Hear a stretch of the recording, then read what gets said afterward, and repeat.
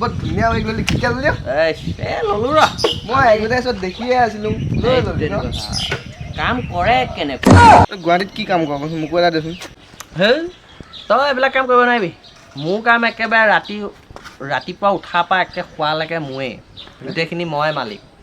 মই নহ'লে কোনো হাগিবও যাব নোৱাৰে মই নহ'লে কোনো ভাত খাব নোৱাৰে মই নহ'লে গোটেই ঘৰে নচলে কি উলিয়াবিছ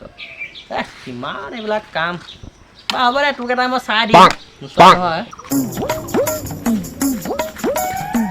ঐ তই কেতিয়া আহিলি ঐ ৰচোন ৰ এইখন তোৰ মালিকৰ পুতেকৰ বাইকখন নহয় জানো কি কথা কৈছ তাৰ গাড়ী এখন এখন তাৰ মালিকৰ গাড়ী সি কি কাম কৰে তই জানো কি কথা ক'ব পাৰিছ 10মান মই নহ'লে কাম নচলাই এই কাম নাই ইয়াৰ কথা নুশুনিবি তোৰ ষ্টাৰ্ট আৰু যা যা যা তই এনেও লেবেল ফালিব নালাগে যা জ্বলিছ তই যা যা হ'ল তোকো কাম দিম কৈছে নহয় কৰিবি ক মই যাওঁ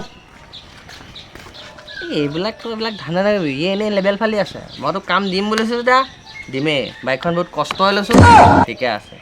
দে হ'ব দে মই গৈ থাকোঁ হে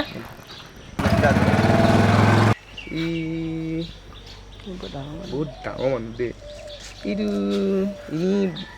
লেবেল মাৰি দিয়ে বাইক এখন ল'ব চালা মইহে গম পাইছোঁ বাইকখন কেনেকৈ আনিছোঁ মই ঘৰলৈ যাব বিচাৰিছোঁ কেইদিনৰ কাৰণে বাইদেউ বেছি দিন নহয় 2 মাহৰ কাৰণে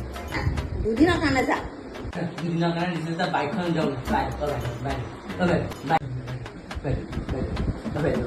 বাইদেউ এই বাবা এই পুৰণা বাইকখনৰ চাবি তুমি দে দুদিনৰ কাৰণে